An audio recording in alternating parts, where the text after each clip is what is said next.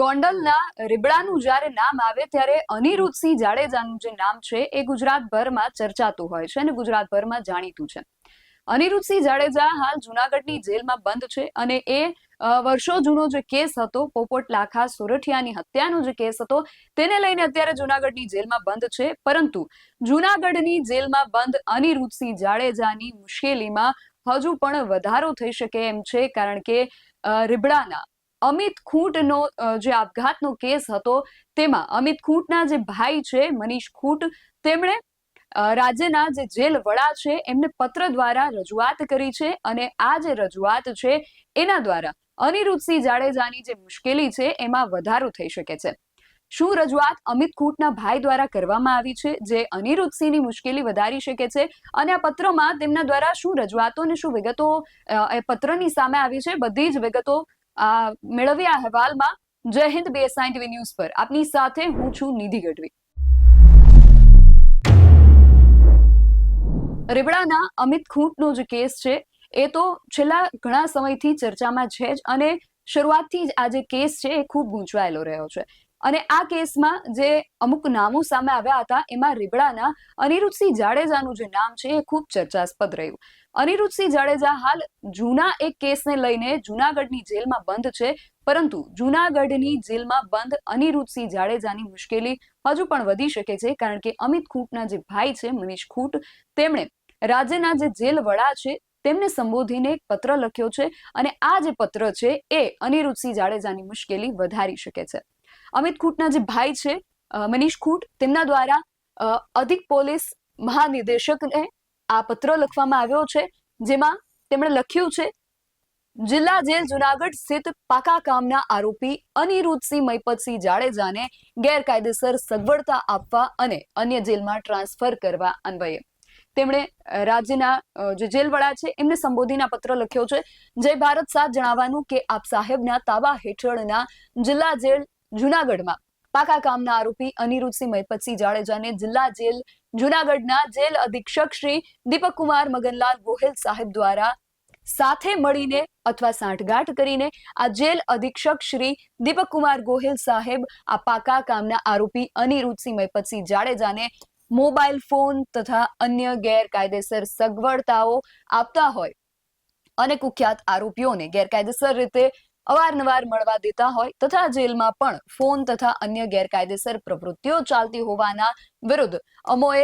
11/10/2025 રોજ આપ સાહેબને અરજી કરેલ હતી. આ કામમાં અમોને મળતી માહિતી મુજબ અને મીડિયામાંથી મળેલ ન્યૂઝ માહિતી મુજબ આ પાકા કામના આરોપી અનિરુદ્ધસિંહ મૈપતસિંહ જાડેજાની બેરેકમાંથી મોબાઈલ ફોન મળી આવેલ અને જુનાગઢ પોલીસ દ્વારા આ પાકા કામના આરોપી અનિરુદ્ધસિંહ મૈપતસિંહ જાડેજા વિરુદ્ધ ગુનો પણ નોંધવામાં આવેલ છે. વધુમાં જણાવવાનું કે આ પાકા કામના આરોપી અનિરુદ્ધસિંહ મૈપતસિંહ જાડેજાને થોડા દિવસ પહેલા રાજકોટ સિવિલ હોસ્પિટલ ખાતે ચેકઅપ કરાવવા લઈ આવેલ હતા, જે પણ શંકાસ્પદ છે, કેમ કે આ અગાઉ પણ આ પાકા કામના આરોપી અનિરુદ્ધસિંહ મૈપતસિંહ જાડેજા જુનાગઢ જેલમાં હતા ત્યારે રાજકોટ સિવિલ હોસ્પિટલમાં ચેકઅપ કરાવવાના બહાને ખંડણી, ગેરકાયદેસર ચૂંટણી પ્રચાર અને અન્ય ગુનાહિત પ્રવૃત્તિઓ કરતા હતા, જેની અરજીઓ અગાઉ નામદાર ગુજરાત હાઈકોર્ટમાં પણ થયેલ હતી. અગાઉ પણ આ પાકા કામના આરોપી અનિરુદ્ધસિંહ મૈપતસિંહ જાડેજા વર્ષ 2018 પહેલા જ્યારે જુનાગઢ જિલ્લા જેલમાં હતા ત્યારે ગેરકાયદેસર પ્રવૃત્તિઓ કરતા હતા અને તે અંગેની હકીકત નામદાર ગુજરાત હાઈકોર્ટમાં રજૂ કરવામાં આવેલ હતી અને નામદાર ગુજરાત હાઈકોર્ટે તેની ઇન્ક્વાયરી કરાવીને ઇન્ક્વાયરી રિપોર્ટ ધ્યાને લેતા ખૂબ ગંભીરતા દર્શાવી હતી, જેથી પણ આ પાકા કામના આરોપી અનિરુદ્ધસિંહ મૈપતસિંહ જાડેજાનો અગાઉ પણ જેલ રેકોર્ડ ખૂબ જ શંકાસ્પદ અને ગુનાહિત રહેલ છે. આ પાકા કામના આરોપી અનિરુદ્ધસિંહ મૈપતસિંહ જાડેજા ઉપર મારા ભાઈ સ્વર્ગીય અમિત ખૂંટ ની આત્મહત્યા કેસના આરોપી હોય, જે કેસ હાલ પેન્ડિંગ છે. આમ આ પાકા કામના આરોપી અનિરુદ્ધસિંહ મૈપતસિંહ જાડેજાને ગેરકાયદેસર રીતે આપવામાં આવતી મોબાઈલ ફોન સુવિધાઓ અને અન્ય ગેરકાયદેસર ચાલતી પ્રવૃત્તિથી આ પાકા કામના આરોપી અનિરુદ્ધસિંહ મૈપતસિંહ જાડેજા અમોને અથવા અમારા પરિવારને કે અમારા કેસમાં નુકસાન પહોંચાડશે તેવી અમોને દહેશત છે, જેથી આ પાકા કામના આરોપી અનિરુદ્ધસિંહ મૈપતસિંહ જાડેજા જેલ અધિક્ષક દીપક કુમાર ગોહિલ સાહેબ અને ગેરકાયદેસર રીતે મળી આવેલ મોબાઈલ ફોનનો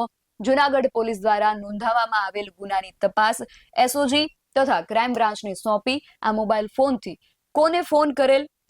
અને અન્ય કોઈ પણ આ ગુનામાં સંડોવાયેલ હોય તો તેની યોગ્ય તપાસ કરી કાર્યવાહી કરવા નમ્ર વિનંતી છે. અને આ જેલ અધિક્ષક શ્રી દીપકકુમાર ગોહિલ વિરુદ્ધ પણ યોગ્ય કાર્યવાહી કરવા અથવા અન્ય કોઈ જેલમાં ટ્રાન્સફર કરવા નમ્ર વિનંતી છે. અને આ પાકા કામના આરોપી અનિરુદ્ધસિંહ મહિપતસિંહ જાડેજાને અન્ય કોઈ જેલમાં સીસીટીવી કેમેરા હેઠળની જેલમાં ટ્રાન્સફર કરવા અને યોગ્ય અને કાયદાકીય કાર્યવાહી કરવા અને અન્ય